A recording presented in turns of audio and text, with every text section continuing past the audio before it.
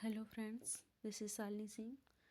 आज हम कवर करने वाले हैं पैराडाइज लॉस्ट को, जो लिखा है जॉन मिल्टन ने, जो कि 17वीं सेंचुरी के राइटर हैं।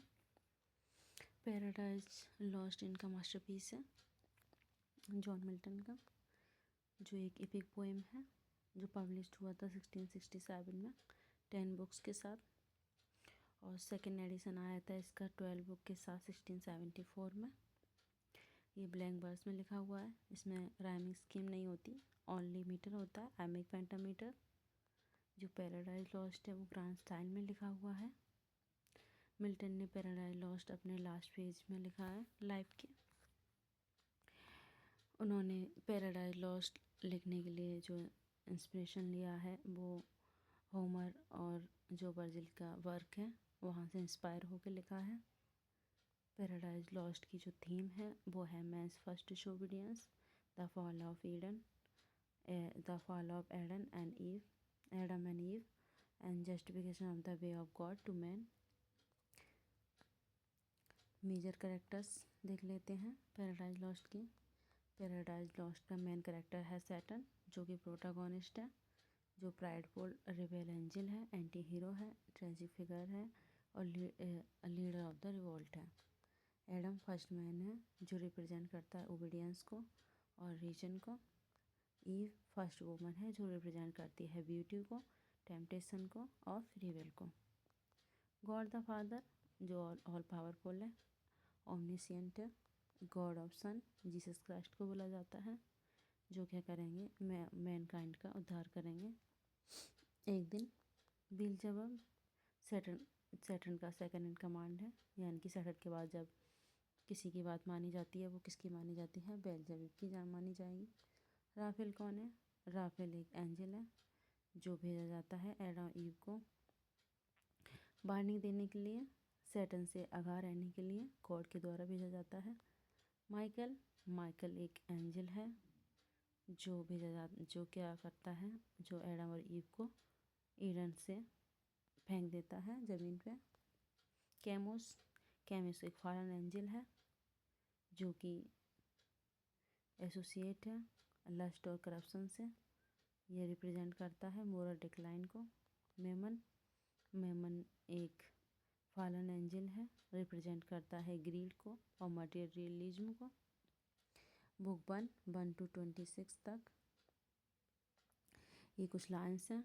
आइए इसे डिटेल में थोड़ा सा समझने की कोशिश करते हैं। ये जो स्टोरी है पैराडाइज लॉस्ट वो कहाँ से स्टार्ट हुई थी? वो स्टार्ट हुई थी जो गॉड हैं वो क्या कर रहे थे, वहाँ पे जो सैटर्न था उसका नाम लूसीफर था। वो एक बहुत ही अच्छा एंजल था और गॉड की बहुत ज़्यादा सेवा करता था, बहुत ध्यान रखता था, सबसे अच्छा एंजल था, फेवरेट था गॉड का। लेकिन गॉड ने जब एडम को बनाया तो वो बहुत ही खूबसूरत था, तो उसे क्या हुआ, एडम से जेलसी हुई और इसलिए उसने क्या कर दिया, जब गॉड ने कहा कि सब लोग क्या करो, जो एडम है उसको सजदा करो, तो जो लूसीफर था उसने मना कर दिया सजदा करने के लिए कि मैं इसका सजदा नहीं करूँगा क्योंकि ये मुझसे ज़्यादा खूबसूरत नहीं है, मुझसे ज़्यादा अच्छा नहीं है, मैं बेस्ट हूँ। इसलिए जो रिबेल किया, यानी कि जो गॉड की बात नहीं मानी, इसलिए सैटर्न को और उसके जितने भी साथी थे उन सबको हेल में फेंक दिया गया। और इस तरह से जो सैटर्न है उसका जो लूसीफर उसका नाम सैटर्न पड़ गया हेल में। और इसी का बदला लेने के लिए वो कहाँ गया, एडन जो गार्डन है, ईडन गार्डन, जहाँ पे गॉड ने एडम और ईव को रखा था, जहाँ पे वो हर सुख सुविधा थी, वो कुछ भी ले सकते थे, खा सकते थे, जैसे चाहे रह सकते थे। हर मतलब कोई प्रॉब्लम नहीं थी, कोई परेशानी नहीं थी, कोई तकलीफ़ नहीं थी उनकी ज़िंदगी में। लेकिन जैसे ही क्या हुआ, जो सैटर्न है उसने अपना बदला लेने के लिए क्या किया, वो गया स्नैक बन के जो गार्डन है ईडन का उसमें, और उसने ईव को क्या किया, टेम्प्ट किया, भड़काया और उससे कहा कि जो गॉड ने फॉरबिडन का ट्री तुझे खाने के लिए मना किया है तुम्हें उसे खाना चाहिए। गॉड ने इसलिए मना किया है ताकि कहीं तुम्हें फ्री विल ना मिल जाए, कहीं तुम बहुत पावरफुल ना हो जाओ, इसलिए मना कर रखा है। और तुम उससे आगे क्या हो जाओगी, बहुत खूबसूरत हो जाओगी और तुम्हें सारी शक्तियाँ मिल जाएंगी जो गॉड के पास है। तो जो ईव होती है वो क्या करती है, जो फॉरेन ट्री है वो खा लेती है और अपने उसको भी खिला देती है, जिस वजह से क्या होता है, इन लोगों को वहाँ से पनिशमेंट में फेंक दिया जाता है। कहाँ पे, अर्थ में। तो ये स्टोरी यहाँ से स्टार्ट होती है। तो आगे जो स्टोरी थी वो ऐसी थी। अब इससे आगे आपको बहुत अच्छे से क्या होगी समझ में आएगी। आइए स्टार्ट करते हैं। ये स्टोरी कहाँ से शुरू होती है उनकी। जो एडम और ईव होते हैं वो क्या करते हैं, वो जो फॉरबिडन ट्री है ईडन ऑफ गार्डन में रह रहे होते हैं, और जो वो ट्री है फॉरबिडन उसमें से क्या खा लेते हैं, फ्रूट खा लेते हैं नॉलेज का। वहाँ से स्टार्ट होती है। तो ऑफ मैंस फर्स्ट डिसोबीडियंस, जो मैन की फर्स्ट डिसोबीडियंस थी, यानी कि जो आदि लोग हैं, मैन हैं यानी कि इंसान हैं, उन्होंने क्या किया थी, फर्स्ट डिसोबीडियंस की थी, यानी अवज्ञा की थी। किसकी, गॉड की आज्ञा की। उन्होंने क्या खा लिया था, फ्रूट ऑफ नॉलेज खा लिया था, जो कि फॉरबिडन ट्री में लगा हुआ था, जो कि मना था वो ट्री से फ्रूट खाने, वही खा लिया था। जिस वजह से क्या हुआ, जिसका टेस्ट क्या था, सब मोर्टल था, और जिसकी वजह से क्या हुआ, इस संसार में डेथ आ गई, यानी डेथ का जन्म हुआ। एंड ऑल आवर बॉय, और जितनी भी तकलीफ़ें हैं, परेशानी हैं इंसान की, वो आ गई विद लॉस ऑफ ईडन, और जो हमारे पास जो ईडन गार्डन था, स्वर्ग था, वो हमसे छीन लिया गया।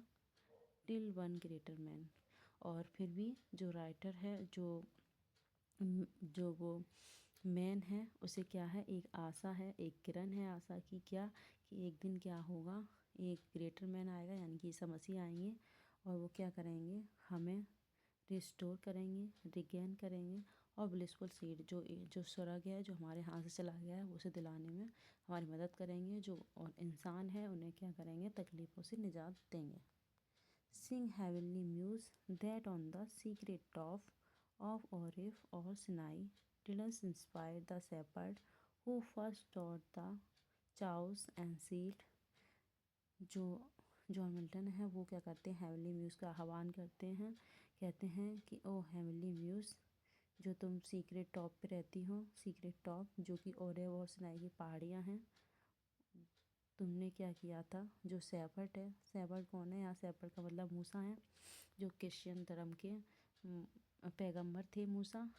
उन्हें क्या किया था, गॉड ने 10 टेस्टामेंट दिए थे, 10 उपदेश दिए थे, और कहा था जाओ और इन्हें, जो इजराइल लोग हैं, यहाँ चूजन सीड का मतलब इजराइल लोग हैं, उन्हें बताओ जाके, उन्हें टॉट करो और उन्हें बचाओ जो फ़िरौन है उनसे, और उन्हें बताओ कि उन्हें चूज कर लिया गया है गॉड के द्वारा, यानी जो इजराइल लोग हैं वो क्या हैं, गॉड के सबसे प्यारे लोग हैं, उन्हें बताओ ये जाके। तो मूसा ये क्या बताते हैं, जो जॉन मिल्टन है वो कहते हैं जिस तरह से जो शेफर्ड है यानी कि मूसा है, उन्होंने क्या किया थी, टॉट किया था जो चूजन सीड हैं उनको, इसी तरीके से तुमने क्या किया था, उन्हें इंस्पायर किया था शेफर्ड को, उसी तरीके से क्या करो, तुम भी मुझे हेवनली म्यूज क्या करो, इंस्पायर करो, ताकि मैं क्या कर सकूं, जो अपना ग्रेट वर्क है वो लिख सकूं। जॉन मिल्टन कहते हैं in the beginning how the heavens and earth rose out of chaos. ये जो हेवन और अर्थ हैं वो कैसे वजूद में आए, जब कुछ नहीं था। और it's Sion hill delight the more and Siloa's brook the floor, और जो सिनन हिल है जो तुम्हें बहुत प्यारी है, जहाँ पे स्लो के नाम की जो नदी बहती है, fast by the Oracle fluid I thanks invoke, मैं वहाँ से क्या करता हूँ, तुम्हारा आह्वान करता हूँ, जो तुम्हें पहाड़ी पसंद है, मैं वहाँ से तुम्हारा आह्वान करता हूँ, तुम आओ और तुम क्या करो, मेरी सहायता करो एडवेंचर सॉन्ग लिखने में। जो मैं एडवेंचर सॉन्ग लिखने जा रहा हूँ वो बहुत महान वर्क लिखने जा रहा हूँ, उसे लिखने में क्या करो, मेरी मदद करो। That with no middle flight intended to soar above the Aonian mount. John Milton कहते हैं कि जो मैं वर्क लिखने जा रहा हूँ वो कोई साधारण वर्क नहीं है, वो क्या है, बहुत बड़ा वर्क बनने वाला है, एक महान वर्क लिखने जा रहा हूँ, जो कोई छोटा मोटा वर्क नहीं है। ये ऐसा वर्क है जो किसी ग्रीस जो लोग हैं, उनका ओनियन माउंट है, जो ग्रीस लोग हैं उससे भी क्या होगा, बहुत ऊंचा होगा। Wild did pursue and chiefly, और वो कहते हैं मैं ऐसा वर्क लिखने जा रहा हूँ जो ना किसी ने प्रोज में लिखा होगा ना पोइट्री में लिखा होगा। इतना महान वर्क लिखने जा रहा हूँ, मुझे ऐसे महान वर्क के लिए क्या करो, इंस्पायर करो, मेरी मदद करो और सपोर्ट करो। And chiefly thou O spirit that dost prefer, और वो आह्वान करते हैं और बुलाते हैं जो हेवनली म्यूज़ है, जो उसे, और उससे कहते हैं बिफोर ऑल टेम्थ अपराइट हार्ट एंड प्योर, तुम कहाँ रहती हो, तुम किसी टेम्पल में और चर्च और गुरुद्वारे में नहीं रहती हो, तुम कहाँ रहती हो, जो प्योर हार्ट है उसमें रहना पसंद करती हो। इंस्ट्रक्ट मी, मुझे इंस्ट्रक्ट करो। फॉर दाऊ नोइस्ट, क्योंकि तुम सब जानती हो। Thou from the first was present, क्योंकि तुम शुरुआत से ही प्रेजेंट हो।